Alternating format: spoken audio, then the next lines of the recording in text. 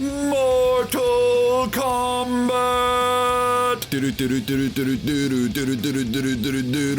The fighting franchise of the 90s is as big as ever, and now the cast has some familiar faces. Mortal Kombat is the frightening fighting franchise from the 90s that is still going strong. Now they're adding characters from other worlds to fight in the otherworldly tournament like Robocop, Terminator, and the Joker. Naturally, we started thinking about who else we'd like to see. Venom is the embodiment of frenemy when it comes to the wall-crawling superhero Spider-Man. Venom has managed to find a way to turn up not only the love, but the hate, and as each one notches up, it seems to turn the knob on the other even higher too. Carnage doesn't have that problem. Venom's Clintarian offspring and his maniacal host Cletus Cassidy are here for the carnage. I mean, it's right there in his name, folks. Venom is Clintarian, a creation of the being Null, the guy who created Nowhere by taking the head off a Celestial. The Clintarians are symbiotes that for a time lived off the adrenaline of their hosts. Since there's nothing that produces adrenaline more than thinking you're about to die, the Clintarian symbiotes would drive their hosts to death-defying actions, minus the defying part. With that kind of background, the two Clintarians would fit right in the 18 realms.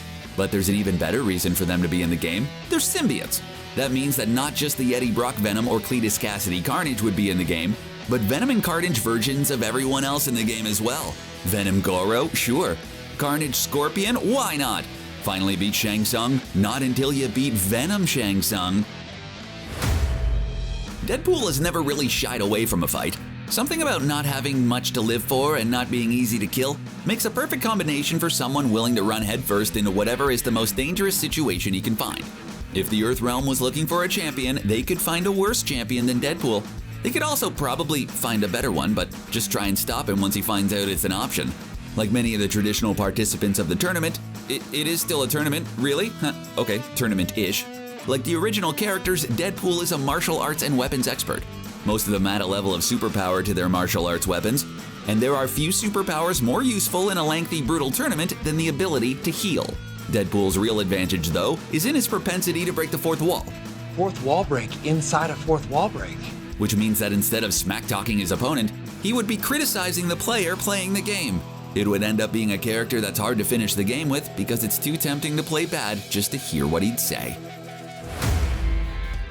When you're shuffled off to an unholy hellscape in order to fight for the right to defend or invade your realm, then the best bet would be to send an unholy hellscape of a character to do the job, right? One whose harsh judgment wouldn't be a bug but a feature. You might want to send a Ghost Rider. Now, whether or not it's the first flaming biker himself, Johnny Blaze, his half-brother Danny Ketch, or Robbie Reyes, the Spirit of Vengeance is perfect to take on the sinners of the Mortal Kombat. Normally, the Ghost Rider's hosts have to negotiate with their spirits of vengeance in order to get them to temper their judgment so that they're not dependent staring a jaywalker. But that's not a problem in the Outworld. If the regular power of the Spirit of Vengeance isn't enough, then there are other versions, like the Cosmic Ghost Rider, a time-traveling Frank Castle who arrived too late to get his revenge on Thanos and rode the spaceways looking for vengeance. Or Ghost Rider as King of Hell, and all the power that comes with that. Plus, you get to hurl a flaming motorcycle or muscle car at people, so, who could say no to that, right? Let Lobo know there's a tournament like this and just try to keep the main man out of it. Sometimes a parody is too close to the mark and ends up being what it's parodying. In the 90s, there was a trend in comics towards dark and gritty characters. You know the type, lone wolves with dark past, so you don't want to know what makes them tick because it's the darkest part of their already dark souls. How dark is Lobo? Well, he's the last of his kind, because he wiped out his own people for fun. That's just the kind of guy Lobo is. Like Deadpool, Lobo is irreverent more than anything else. Whatever brings to death and destruction is what he wants, but, unlike the characters he was parodying, he takes very little seriously. All of that is a perfect combination for the Mortal Kombat that is both savage and a little silly. And just like Deadpool, the banter is going to be the biggest selling point. You can't go long without having to mention the Mad Titan, the man who beat the Avengers and snapped out half the universe. In 2008, Mortal Kombat made a crossover into the 19th realm that they hadn't noticed yet, the one that led to the DC Universe. There, the denizens of the Outworld tournament faced off against some of the world's finest, as well as some of the worst, including Joker and Darkseid. Developed a few years apart, with Darkseid created by legend Jack Kirby, and Thanos 2 years later by Jim Starlin, the two characters have been compared to each other fairly or unfairly, depending on where you stand. They're both powerful titans of a sort. Darkseid is after the anti-life formula, And Thanos is after the Infinity Stone so he can impress his beau Death with, well, more death. They are both also one of the biggest threats in their respective universes.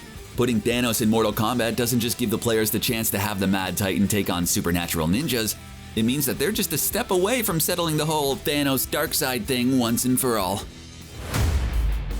Thor Ragnarok had an unexpected star in the hero that didn't get the top billing. The Hulk had been last seen giving an emotional farewell to his Avengers teammates before doing his best Captain America with a Quinjet heading off into the horizon, presumably to crash somewhere. That somewhere turned out to be the battle world Sakaar, where Hulk had become the world's most beloved champion as a gladiator in their games.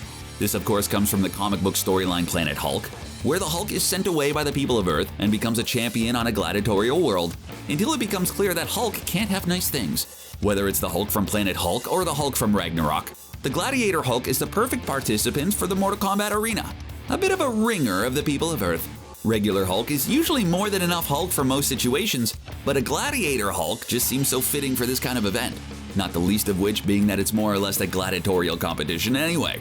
Mostly this means you have a better than normal chance of the Hulk playing along and not just smashing the first person who tells him he has to do something. Wolverine might be the answer to every question about what character you would want in just about anything. Even before Hugh Jackman jacked himself up to play the world's angriest Canadian, eh? Wolverine was a fan favorite that fans were happy to see anywhere.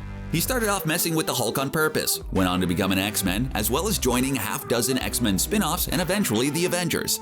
He was even a member of the Fantastic Four with Hulk, Ghost Rider, and Spider-Man because hey, why not?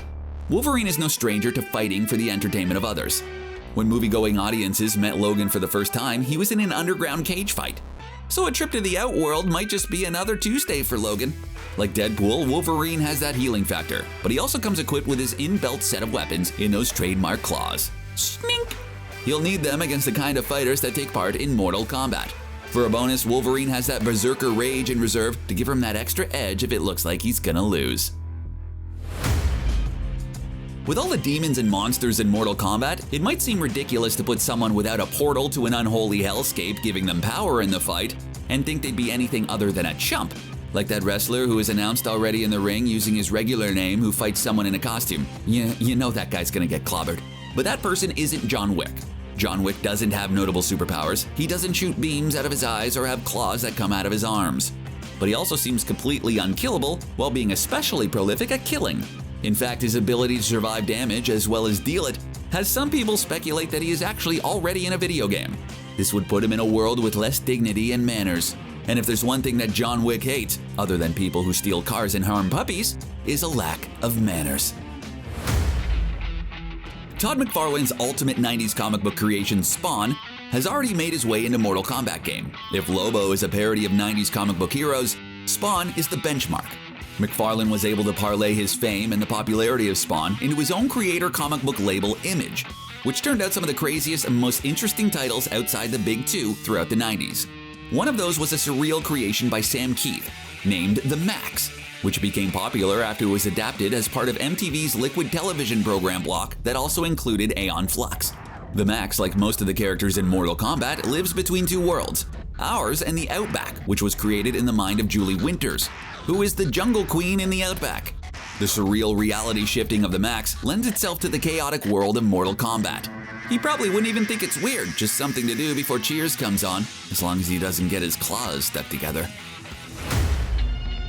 Mortal Kombat has not been shy about adding other video game characters like Kratos from God of War, comic books like DC Comics, and movies like Terminator and Robocop. Why not tip its toe in the end of anime and manga and pull a character from there? If you've got some fighting to do, what better series to take than Dragon Ball Z? Sure, we could go with Goku, but all that concern about writing Rons or whatever, what's the fun in that? Instead, let's go with the Ryu to Goku's Ken, Vegeta. The Mortal Kombat world is perfect for the kind of person who would decide their royalty, but then choose Prince as the title. Even better, Dragon Ball Z characters come fighting game ready, with fighting game friendly powers like Energy Blast. Like Wolverine, Vegeta could also summon some of that Super Saiyan power to give him the extra boost needed when he's losing. The best part is what Vegeta would look like in Mortal Kombat's photo aesthetic, where actors are captured in the poses instead of the cartoonish look of most games. The only drawback is that each match would last 4 episodes while Vegeta monologues about something silly. His power level is over 3,000! Those are some of the characters we'd like to see take up the challenge in Mortal Kombat. Who would you like to see? What would their finishing move be? Let us know in the comments, and while you're there, why not subscribe to CBR for more of the latest videos in your inbox? Get over here! Thanks for watching.